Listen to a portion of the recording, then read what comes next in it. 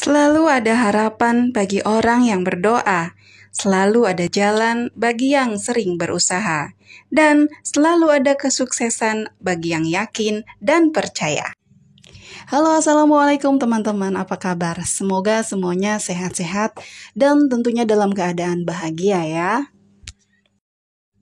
Kalaupun saat ini mungkin ada yang sedang kurang sehat, semoga Allah segera memberikan kesembuhan ya, mengangkat penyakitnya sesegera mungkin. Amin.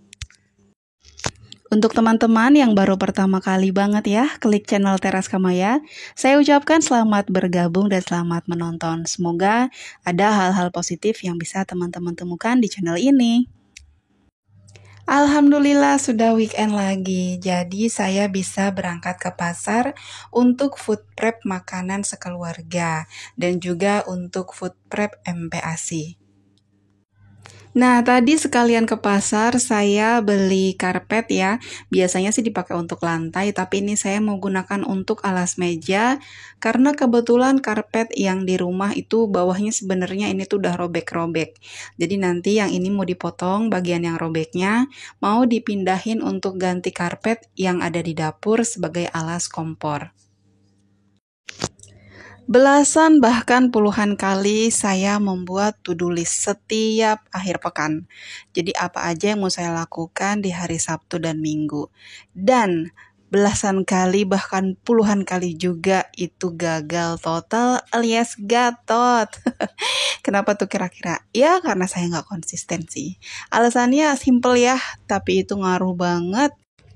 Teman-teman percaya deh, mau itu wanita karir atau ibu rumah tangga atau mungkin orang-orang yang berdagang gitu ya, semua pada dasarnya ingin kalau urusan rumah tangga itu rapih sempurna. Semuanya pengen kok. Tapi masalahnya kita ini kan beda-beda keadaan ya. Ada yang mungkin bekerja dari pagi sampai pulang malam habis isya baru nyampe rumah, baru ketemu anak-anak, tapi di rumahnya ada asisten rumah tangga. Ada juga yang bekerja tapi di rumah juga mengerjakan pekerjaan rumah lainnya sendirian ada. Ada juga mungkin ibu rumah tangga yang di rumah benar-benar fokus dengan rumah, anak-anak, dan semua keperluan suami. Atau mungkin ada juga yang ibu-ibu di rumah ngurus anak, rumah, suami, dan juga berbisnis atau berdagang. Nah, jadi dari kondisi yang berbeda-beda itu tentu aja kita nggak bisa pukul rata ya untuk misalnya ekspektasi atau tentang anak-anak, tentang rumah, semua. Semua itu harus fleksibel supaya kita itu tetap waras, tetap ada di relnya gitu dalam cara berpikir. Kalau enggak kita akan ngerasa dikejar-kejar, kita akan ngerasa tertinggal, akan ngerasa rumput tetangga kok tambah hijau sementara rumput saya kok gini-gini aja. Untuk teman-teman yang waktunya banyak dihabiskan di luar, dan untuk teman-teman yang mungkin di rumah, pasti cara pembagian waktunya berbeda. Tentu aja nggak bisa disamakan gitu ya. Jadi untuk teman-teman yang memang harus keluar rumah pagi-pagi dan pulang petang atau bahkan malam hari, tentunya nggak bisa mengikuti yang 1 kali 24 jam di rumah. Jadi memang harus sedikit menurunkan standar supaya kita itu nggak stres ya, karena walau bagaimanapun waktu yang cuma sedikit itu nggak mungkin bisa kita pakai untuk merapikan seluruh rumah. Jadi tentu aja kita bisa cari jalan lain gimana supaya kita tetap nyaman di rumah tanpa harus sesempurna apa yang kita inginkan. Masing-masing dari kita pasti punya pola beberes di rumah yang berbeda-beda ya. Gimana nyamannya kita aja toh rumah-rumah kita yang menikmatinya gitu. Kalau saya sendiri rumah bersih itu enaknya sekeluarga jadi sehat, terus lebih nyaman juga ya untuk kita ibadah, untuk kita main, untuk kita istirahat gitu. Terus kalau rumah rapi itu kan mood jadi enak gitu ya, jadi nggak gampang marah, jadi nggak gampang emosian gitu.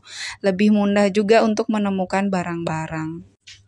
Nah, berhubung saya cuma punya sedikit waktu di rumah, makanya saya tahan-tahan aja kadang-kadang kalau rumah berantakan atau ada pekerjaan yang nggak bisa saya selesaikan dalam waktu satu malam gitu. Karena memang ya saya nggak bisa, saya juga butuh istirahat. Saya juga nggak mau terlalu keras sama diri sendiri gitu ya.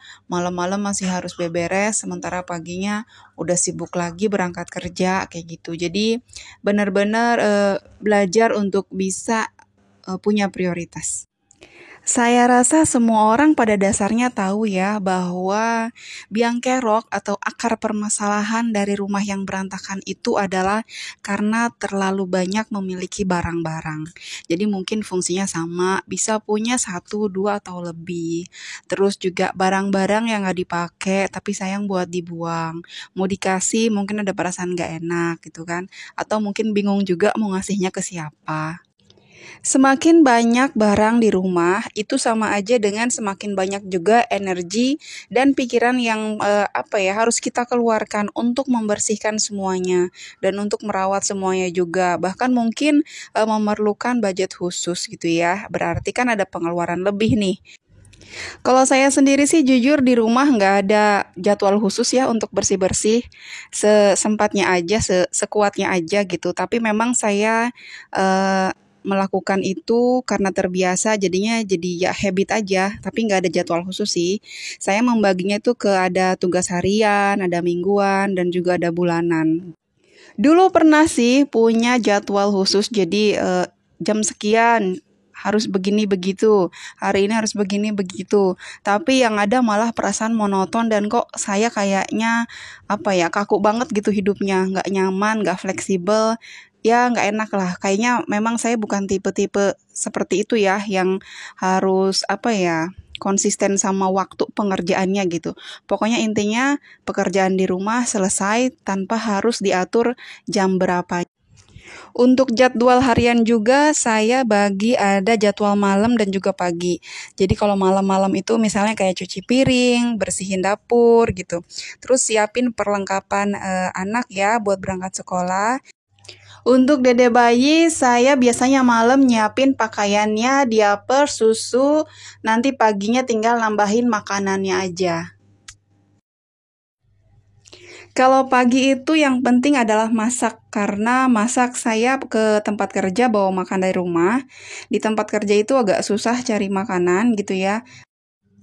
Jadi kalau kita mau makan sama yang sesuai selera kita, kita harus jalan jauh dan ini lumayan nyita waktu istirahatnya. Sebelum berangkat juga nggak lupa saya buang sampah dulu karena si abang yang biasa ngambil sampah itu biasanya datang jam 4, sementara saya pulang kerja nyampe rumah itu sekitar setengah 6. Jadi kalau saya lupa nggak buang sampah, otomatis sampahnya itu akan nginep di rumah sampai besok pagi lagi, sampai sorenya lagi. Ya kalau gitu ditaruh di luar aja bun, yang penting kan keluar dari rumah. Iya sih, saya pernah nekat kayak gitu. Jadi sampahnya karena saya lupa, jadi sore-sore tuh begitu saya pulang, saya keluarin taruh di tong sampah yang ada di luar.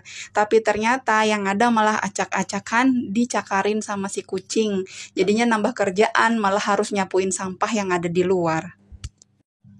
Untuk cucian gimana? Kalau untuk cucian, saya nggak nyuci tiap hari dan nggak nyetrika tiap hari juga.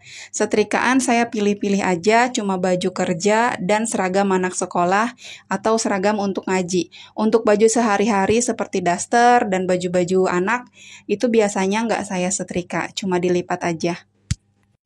Ih kok betah ya baju nggak disetrika dipakai kan kusut lagian nggak enak dilihat. Iya nggak apa-apa, itu adalah cara saya supaya tetap waras, supaya pekerjaan lain yang lebih penting ya itu bisa kepegang. Karena kalau saya fokus ke setrikaan, fokus ke cucian, yang lain itu malah kayak terbengkalai gitu. Kalau buat saya yang penting itu adalah masakan, makanan. Yang penting orang serumah itu nggak kelaparan dan tetap terpenuhi gizinya. Kalau untuk yang mingguan apa? Saya biasanya bersihin kamar mandi. Kalau untuk nyikat lantainya sih setiap hari ya. Biasanya karena saya masih cuci piring di kamar mandi, jadi selesai cuci piring pasti saya sikat. Terus ganti spray. Terus kalau sempet ya food prep, belanja mingguan ya ke pasar. Bersihin kulkas. Terus nggak lupa juga peralatan perlengkapan sholat ya, mukena, sarung, sejadah itu dicuci seminggu sekali dan handuk. Untuk urusan mencuci ini nggak saya lakukan semua di weekend Sabtu atau Minggu ya, tapi biasanya saya jadwal. Jadi misalnya mau kena itu hari Jumat, nanti handuknya hari apa gitu. Kalau bersihin kulkas biasanya Sabtu. Untuk kegiatan bulanan biasanya bersihin area yang nggak kelihatan waktu kita bebersih harian, kayak misalnya di belakang kulkas, di belakang lemari, atau di bawah kompor gas gitu. Jadi pokoknya bersih-bersihnya itu lebih ke yang nggak kepegang di jadwal harian dan mingguan. Untuk teman-teman yang anaknya mungkin sudah usia SD gitu ya, kelas 3 atau ke atas gitu, mungkin sudah bisa didelegasikan tugas ya, dikasih tugas yang ringan-ringan kayak misalnya ngerapihin buku pelajaran sendiri gitu, terus mainannya, buku-bukunya. Kalau saya sendiri, anak sulung saya sekarang baru naik kelas 3, saya biasanya kasih dia tugas tuh isi botol minum di kulkas.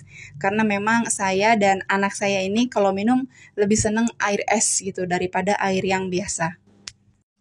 Untuk Dede Salsa yang masih 7 bulan, ya dia jadi penyemangat kita aja ya, tim hore aja Salsa mah. Oh iya, untuk urusan nyapu ngepel, teman-teman sendiri termasuk tim yang mana nih? Tim yang mengerjakannya di waktu pagi atau di waktu malam setelah semua anggota keluarga tidur? Dulu saya sempat bingung ya waktu main gitu nginep di rumah adik saya. Kok dia ngelakuin itu kayak ngepel, nyapu, bebersih dapur itu malam hari di saat semua orang-orang justru udah tidur. Saya pikir-pikir kenapa sih nggak siang hari, emang sesibuk itu ya gitu. Atau memang karena lagi ada tamu, jadi nggak sempat terus dia ngerjainnya malam. Tapi ternyata enggak, kata dia memang lebih enak ngerjain malam karena terasa lebih cepat dan juga lebih bersih. Dibandingkan kalau pagi-pagi dia ngepel, terus anak-anaknya tuh bolak-balik ke depan, ke belakang, kayak gitu. Jadi kayaknya lebih lama dan malah nggak maksimal katanya hasilnya. Selain itu sih menurut dia kalau malamnya udah rapi gitu, di dapur udah bersih, lantai udah bersih, besok paginya itu dia tuh kayak yang nyaman aja gitu ngejalanin hari-hari dibandingkan kalau bangun pagi ngelihat lantai kotor, masih berantakan, kayaknya udah gimana ya, udah kusut duluan kata dia. Mungkin ada benernya juga sih ya, kalau malam-malamnya kita tidur sementara keadaan rumah masih berantakan, begitu besok pagi buka mata, emosinya itu udah apa ya, nggak stabil duluan, yang ada malah tantrum, bingung mau ngerjain apa, dan semua orang kena semprot. Nah, begitulah ya teman-teman. Jadi memang kehidupan kita itu kita yang tahu, kita yang paham nyamannya seperti apa, cara pengerjaannya, waktunya kapan. Jadi nggak bisa disamaratakan kita pengen kayak orang lain karena memang pada dasarnya tuh keadaan kita tuh beda-beda. Untuk teman-teman yang baru bergabung, jika dirasa channel ini bermanfaat dan teman-teman suka, boleh dong ditekan tombol subscribe-nya. Terima kasih.